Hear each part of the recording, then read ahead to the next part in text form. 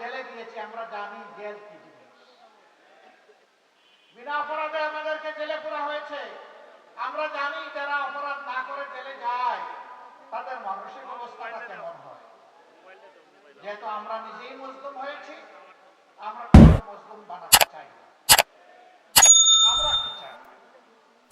আমরা চাই একটি সাম্যের বাংলাদেশ। নারায়ে তাকবীর, আল্লাহু আকবার, নারায়ে তাকবীর।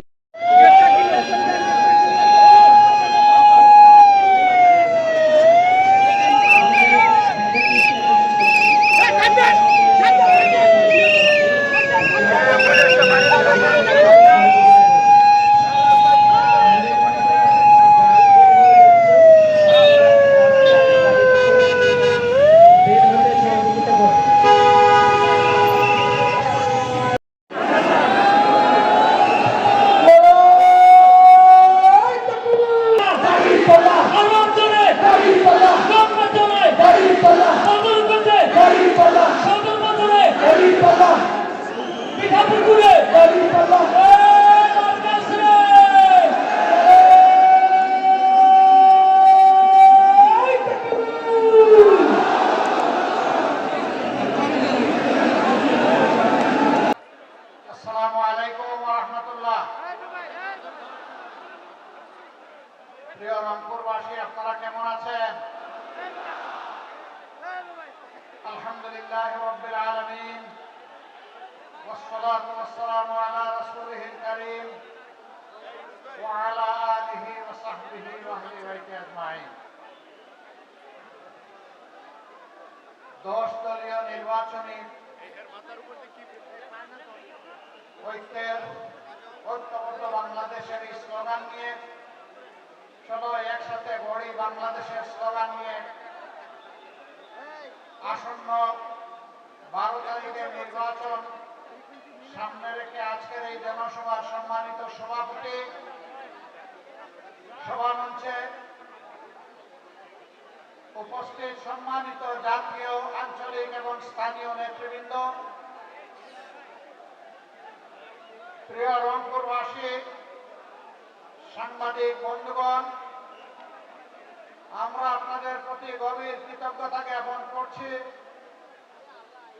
আজ বিকেল থেকে শুরু করে এখন পর্যন্ত 10 দলীয় পক্ষের নেতৃবৃন্দের বক্তব্য শোনার জন্য আপনারা ত্যাগ স্বীকার করে আজ এখানে সামিল হয়েছেন।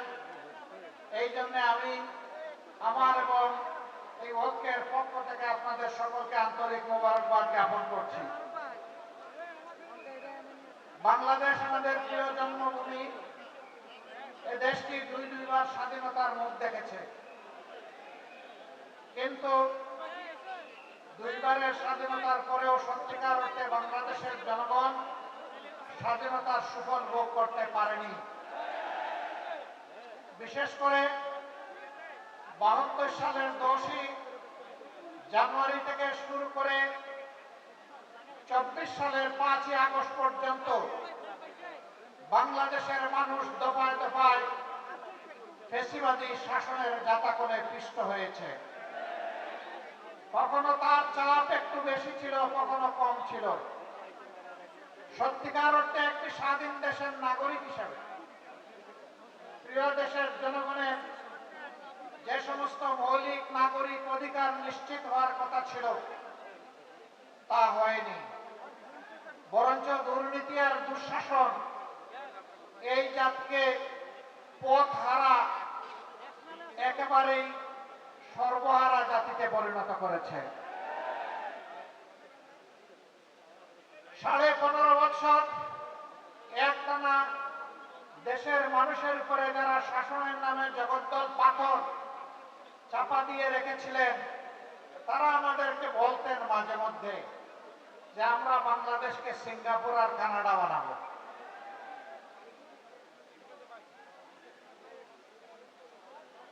ভাই আপনারা এখান থেকে একটু সরলে ভালো হয়, যে কেবলগুলোতে বারবার পা লাগতেছে আর এখান থেকে এগুলো আপনাদেরই জিনিস পড়ে যাচ্ছে। একটু এই জায়গাটা খুলে রাখলে ভালো হবে। হ্যাঁ, খেয়াল রাখেন কেউ যেন টেবিলে টান না পড়ে। তারা বলেছিলেন সিঙ্গাপুর আর কানাডা বানাবে। বাংলাদেশ কি সিঙ্গাপুর হয়েছে? কানাডা হয়েছে? তবে তারা ঠিকই কানাডা এবং সিঙ্গাপুর বানিয়েছে। কিভাবে জানেন?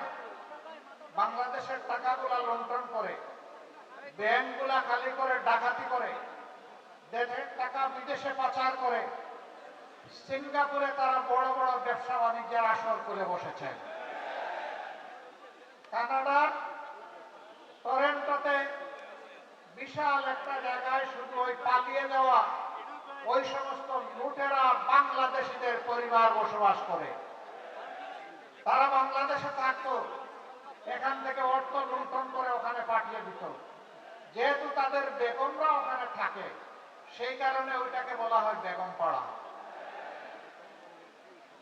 তাহলে তারা যে সিঙ্গাপুর এবং কানাডার গল্প শোনাচ্ছিল, এটা 18 কোটি মানুষের জন্য নয়, এটা ছিল তাদের নির্দিষ্ট কিছু লোকের জন্য। কি হলো? করলেন তো ভাই লুটপাট, কিন্তু শান্তিতে তো এখন থাকতে পারছেন না। কারো কারো অবস্থা এখন জঙ্গলও তাদেরকে ঢাকা দিয়ে রাখতে পারে না। কোথায় পালাবেন, কোথায় লুকাবেন, সব সময় একটা মানসিক পেরেশানি এবং যন্ত্রণার মধ্যে আছেন। কি দরকার ছিল? জনগণের সেবক হওয়ার কথা বলে জনগণের মালিক হয়ে গেলেন, আর তারপরে জনগণের সম্পদ লুটপাট করে আজকে এই মহা বিপদে পড়ে গেলেন। এমনকি সুপ্রিম কোর্টের অ্যাপিলিয়েট ডিভিশনের একজন জাজ, আমি নাম বলছি না তার, ওই সুপ্রিম কোর্টের প্রতি সম্মান থাকার কারণে তিনিও এইরকম লাফচাপ দিতেন। শেষ পর্যন্ত তিনিও দেশ ছেড়ে পালাতে গিয়ে জঙ্গলের মধ্যে কলা পাতায় ঘুমিয়েছিলেন।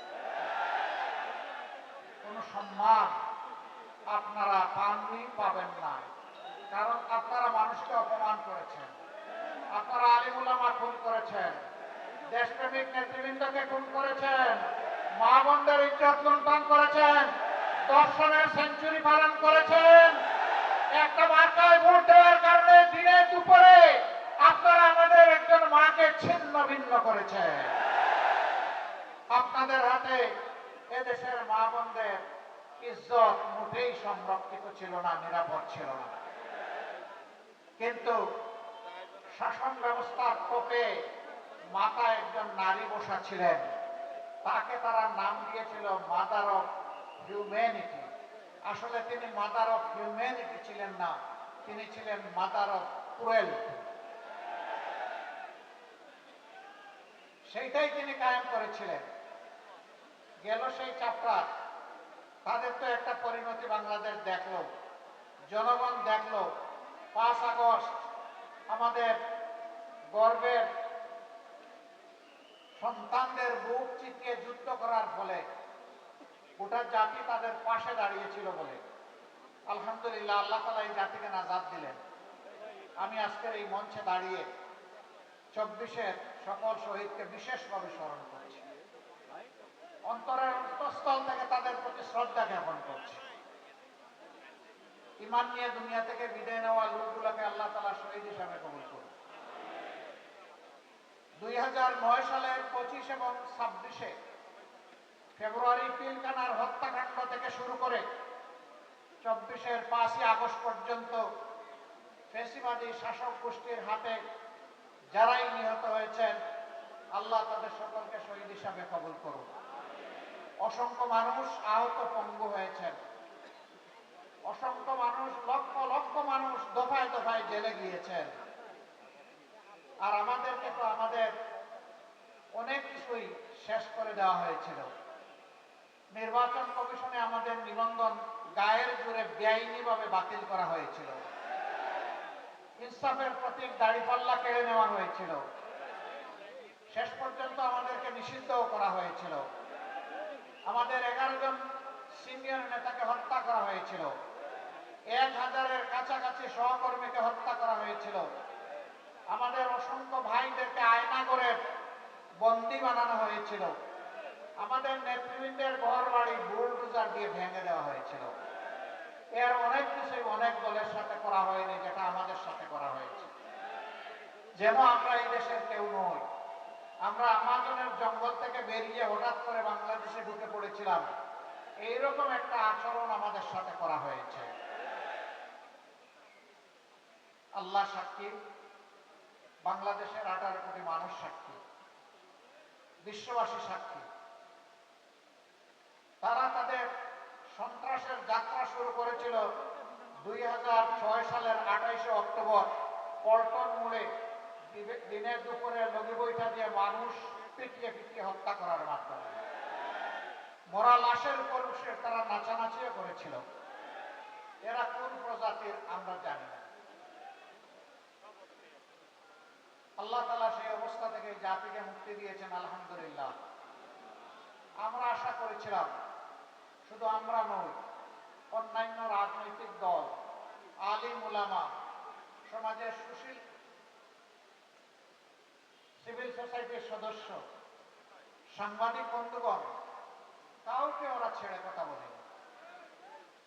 আমাদের আশা ছিল 5 তারিখের পরিবর্তনের পর সকলে এখান থেকে শিক্ষা নেব, কেউ আর জনগণের সম্পদ, ইজ্জত এবং জীবনের দিকে হাত বাড়াবো না।